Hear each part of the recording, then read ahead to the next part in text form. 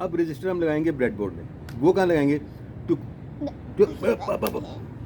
So we need a resistor which is red, अच्छा कोई बात नहीं. Okay, red, pink and purple.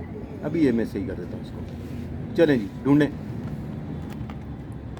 Brown, black, red. मैंने ये एक सर्किट बनाया है जो कि एलईडी लाइट करती है. साथ वो रेजिस्टर है ये इधर resistor. LED is getting the current from this laptop to the Arduino and to this LED. So this is our very first project of Arduino, but we haven't programmed anything. It's just a simple circuit. So next time we'll be programming something, right? Yes. Bye bye कर दें.